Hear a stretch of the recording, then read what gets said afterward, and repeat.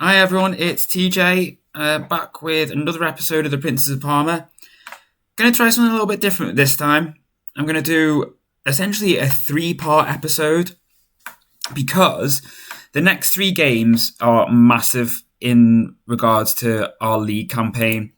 We've got Inter, then AC, then Juventus. Now, what I'm going to do is I'm going to do a game, an episode, if you know what I mean. So this is technically episode 5, I think now. Yeah, episode 5. The Inter game is going to be part 1. Milan game is going to be part 2. And Juventus is going to be part 3. So I'm going to break each game down into its own individual episode rather than one big, 30-40 minute episode. Reason being for that, and obviously correct me if I'm wrong, if you can put your thoughts down in the comments. Shorter videos seem preferred compared to the longer ones, generally speaking, not just on my channel, but in other channels I've watched. I'm not sure if that's because it's easier just to watch a short 10-minute episode and pick up another short 10-15 minute episode later. Whereas if it's a big 30-40 minute episode, you might kind of be a bit oh, I don't really have time to watch that now. I need to set aside some time just to sit down and watch it potentially or whatever. So I'm doing a short episode so you can watch the Inter game, come back a few hours later, watch the Milan game, come back a few hours later, watch the Juventus game, just all in your own leisure, however you want to do it. If that's not the case, do let me know down in the comments below. Obviously feel free to drop me a like anyway. That'd be great. But if you think if you enjoy this kind of setup, this idea, do let me know. If in the future when it comes to doing potential double header episodes, it might be that I do a game part 1 and another game part 2. So yeah. As you can see, we drew with Roma last time out. Bit of back and forth in the press conferences between me and Pioli. As you can see, we absolutely battered them. It's not quite an FMing, but we did batter them. Their goal, basically, Brahim Diaz bombing down the wing, and Zagaritis tackles him perfectly, but the slide tackle goes straight to Luis Suarez. That's not Luis Suarez, famous Atletico, Barcelona, Liverpool, Ajax striker Luis Suarez. That is someone else, this guy. Ball falls perfectly to him. His shot from 8 yards deflects off, might have been Marsa, goes in past the keeper. As you can see, just looking from the analysis, their average position, their number 6, who is Brahim Diaz, was their furthest player forward. Borja Mayoral was sitting deeper than him. Look at our positioning, look at theirs. They basically just came to the Ennio Tardini, set up shop, and basically just absolutely just hit us right at the end. We had quite a few good chances. We hit the bar a couple of times. We had a few chances cleared off the line, or goal line clearances, goal line moments. But we just couldn't get that second goal in. So naturally, a bit more discipline, drop the line back, slow things down, try and just shut up shop. Literally last kick of the game, they equalised. What that means for the table, we are 3 points off Inter. 10 games to go. So don't get me wrong. There's still loads to play for. There's 30 points to play for. They've still got to play the likes of Roma and Lazio. But the big thing is the game coming up now. Parma via Inter. We're at home. Obviously, the win here will put us level on points with Inter. But more importantly as well, it will eliminate that head-to-head advantage that they have over us. In the Serie A, like with La Liga, when it comes down to positions, it's head-to-head trumps goal difference. So they could have a far superior goal difference to them, or I could have a far superior goal difference to them. But when it comes down to it, if we're both level on points at the end of the table and they've beaten me once and we would say draw this game, they would win the league even though we're on the same points and I've got better goal difference because their head-to-head advantage is far better than mine. So that's why it's really important to try and win this, just because then it completely levels the playing field and it's just going to come down to who finishes the strongest. We're going to go with this formation. Don't get me wrong, I like my 5-3-2. But after the performance against Valencia, I'm going back with this one. At the end of the day as well, this is a game we need to win. The game against Valencia was a game where we wanted to try and keep them out and just hold them off, keep the ball, get a goal when we could.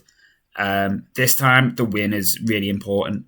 If we lose this, even if we were to then beat Milan and Juventus in the next 2 games, trying to get a title challenge maintained for the end of the season is going to be very, very difficult. So this is what we're going with.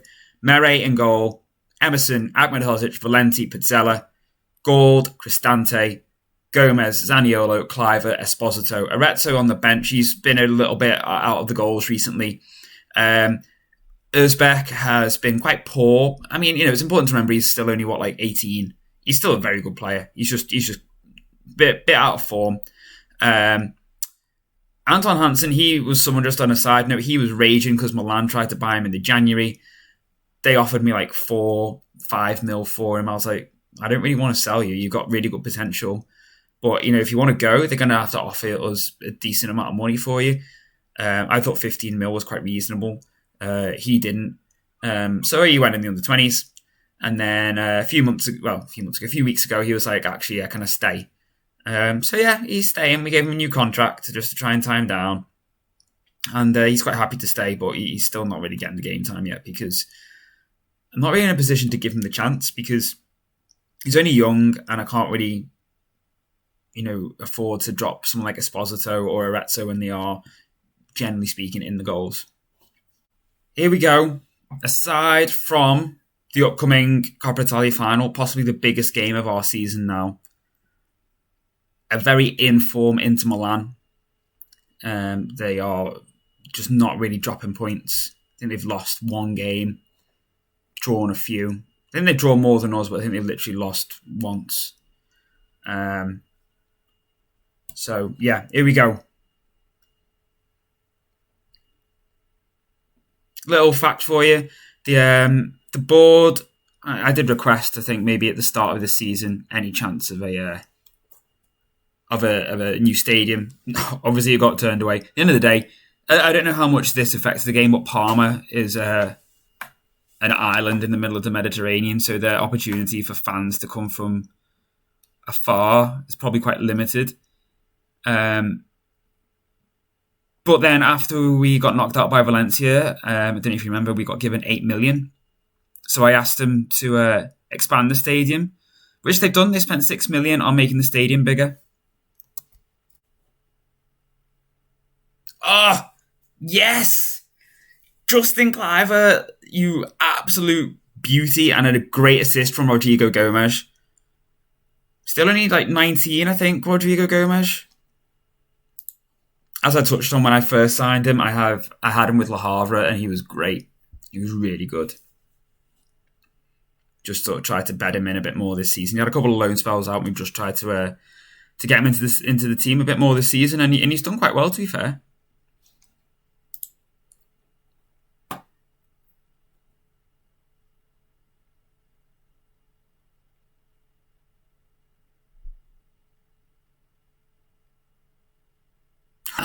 Oh, Esposito, you should have scored.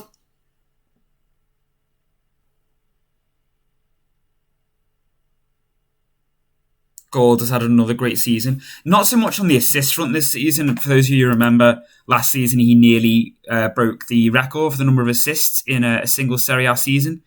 For God's sake. That's shocking defending. But this season he's actually... I think he's about 11 goals or something like that. Right, I finally changed it. I really want to change that from the table to match that. I don't know why I change it every time I turn this game on, and every time I come back to it, it's reverted back to showing the table.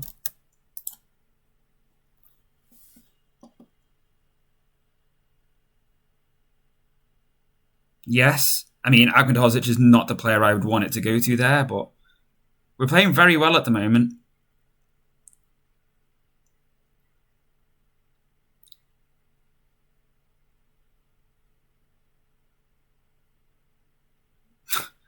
Gold shot blocked by his own player, but hey, we get a corner out of it.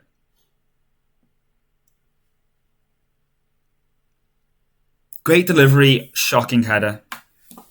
Right, let's get this changed. Match stats. Thank you.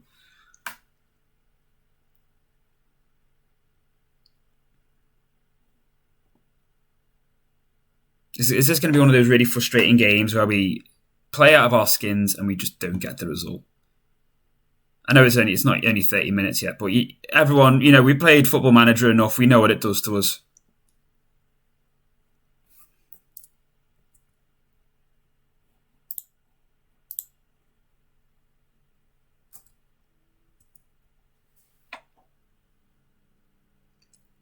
Esposito was making the run there. I don't know if you saw that. There was a real opportunity for Cristante to try and just play it through if he'd have looked up in time.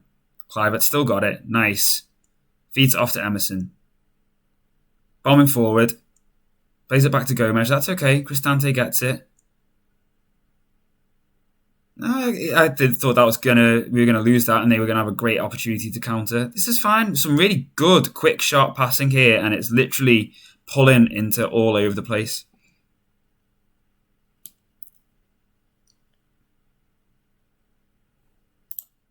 Oh, let's give them some encouragement. They're playing very, very well. They're doing really well. I think it's unlucky to be 1-1, personally.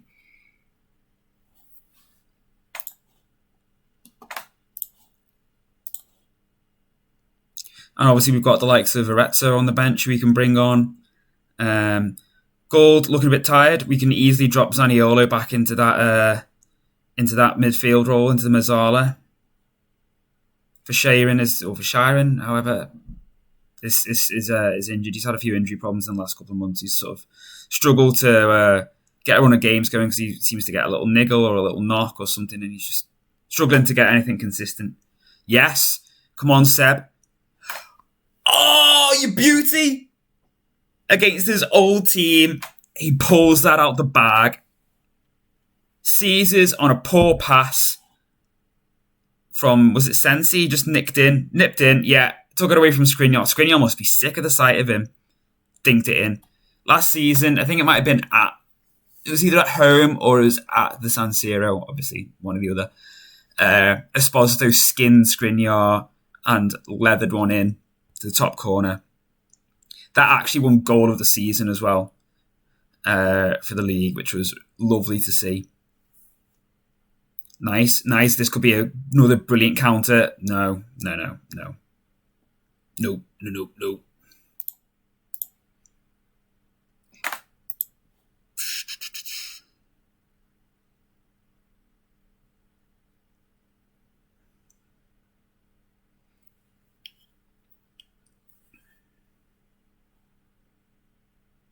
Ooh, okay. Do need to make some changes. I do wonder if it's a bit too early to go a bit more defensive, though, and to put Gold in, take Gold out, drop Zaniolo into the midfield, and actually go for a defensive midfielder. Don't really feel that comfortable. Right, 70 minutes, we're doing that now. Formation change. Gold's off. Alp Özbek's on. Özbek's going at that base. He's a ball-winning midfielder. Zaniolo's dropped into the Mazzala role. As Arezzo has come on for Esposito, and we've just actually made Arezzo into a pressing forward just to harry that back line.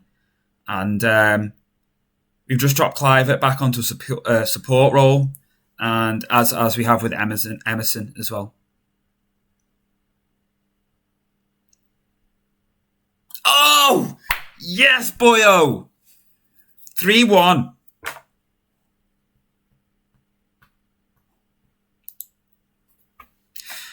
But our ground has been increased by, I think, like 3,000 or 4,000. So not a massive amount, but still a good little chunk. Costing us 6 million. We had a decent chunk of money in the bank still. Just purely from the Champions League. Really, we had 8 million just from the Valencia tie.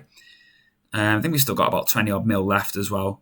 So the board have used 6 mil of that to put an extra 3,000 or 4,000 seats or something into the stadium, which will hopefully just give us a little bit more income. Let's face it, Champions League football again next season unless we completely and utterly bomb in the next 9 games after this.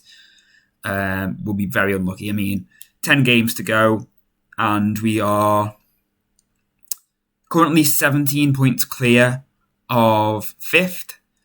And Juventus have been very hit and miss under Pep Guardiola this season, so I wouldn't necessarily put money on them roaring up the table. Right, final sub. I think we'll bring Vignato on. No, actually, we'll bring on... who should we bring on? Doesn't really matter too much at this stage. We'll bring on Gullikson.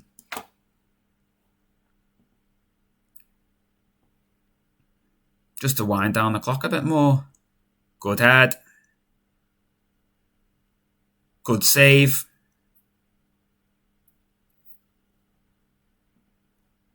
What an emphatic result.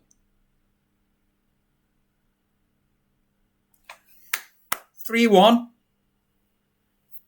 That puts us top.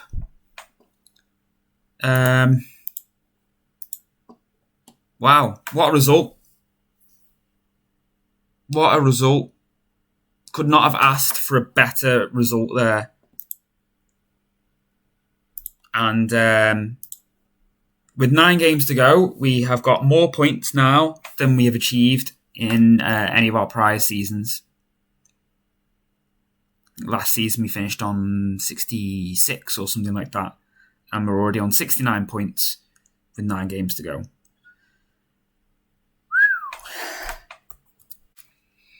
Okay, so I mean, I think this might bode well for our next couple of games.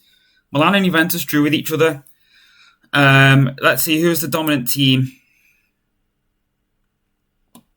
Oh, Milan. Juve didn't even have a shot on target.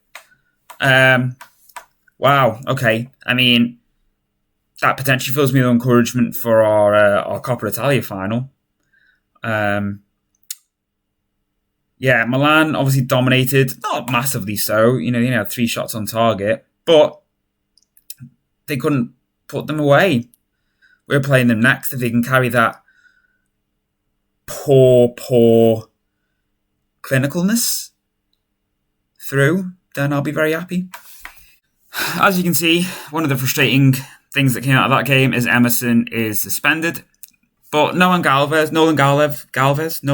think his name is. Whenever he's played, he's done well for us, so I'm not too concerned. So I shall see you for part 2.